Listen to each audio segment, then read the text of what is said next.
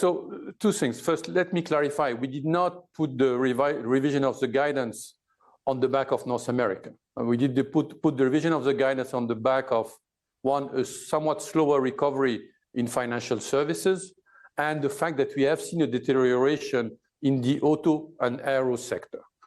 So what's important to see that we said that Q1 was a trough in terms of growth, in terms of basically decline, and this is exactly what happened.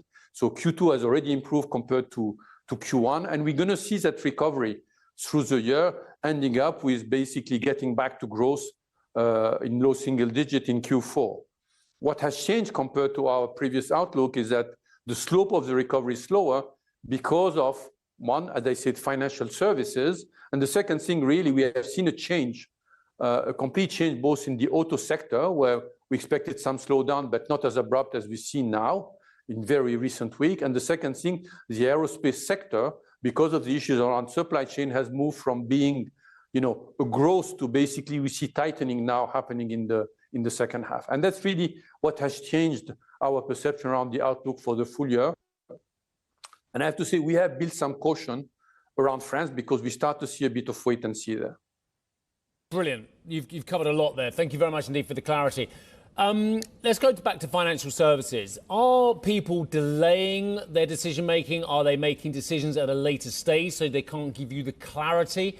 What exactly is going on in financial services? Because I mean, as far as I can see, most financial services companies that we're talking to on this channel seem to be doing okay at the moment. They are doing okay, so that's why we expect, bit by bit things to get back. The only thing we have in some clients where we see the recovery happening, and some of the openings as we see in terms of investment, it's just happening at somewhat slower pace than what we expect. So, financial services has been one of the sectors very heavily affected, starting the second half of next year, which was really quite negative again starting the year. So we do see that recovery. So we do see that in increased spend. I've been, had a number of meetings with some senior executive in financial services firm recently, and I confirm that. It's just the pace of recovery is a little bit slower. Hopefully we'll see more acceleration going into next year. Yeah, as you hope for a little bit more of that recovery, then have these sort of tech companies come back to you in perhaps a big way, considering a lot of them are looking to perhaps benefit then from new technologies, the advancements as well in software. Are you seeing that? So tech has stabilized. Tech was really, again, the two most affected sectors we had was telco tech and financial services. That's really what kind of dragged us, end of last year and the beginning of the year. So tech is stabilizing. Plus, there are some clients where we see increased investments, but not across all clients. Remember, tech is pretty broad. It goes from digital platforms to hardware manufacturers to, of course, some of the software and digital players. So it's pretty broad. And here it's still mixed.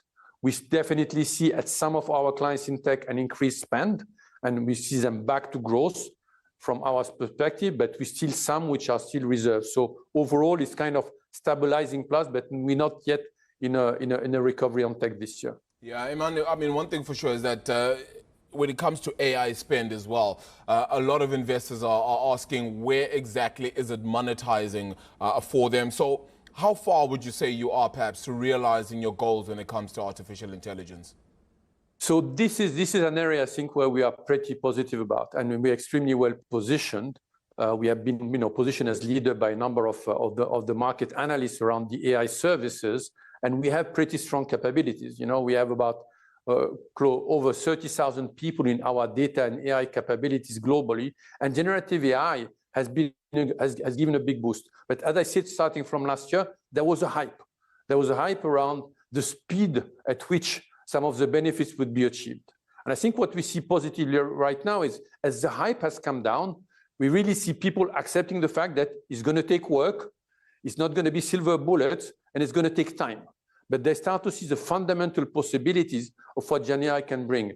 And this is leading us to have larger relationship. We're setting up what we call, Gen AI or AI factories, where we're basically helping clients to churn through some of these use cases, putting in place MVPs, and then from there, start looking at the changes required to be able to scale. And what will really bring the value of Gen AI is a disciplined approach where you implement use case by use case, and get the benefit of it. There is no one single, silver bullet that will suddenly basically generate a lot of benefits for our clients. So now the acceptance of the fact that the pace is slower and the change is more fundamental will really start to yield the benefit that people expect from Gen AI.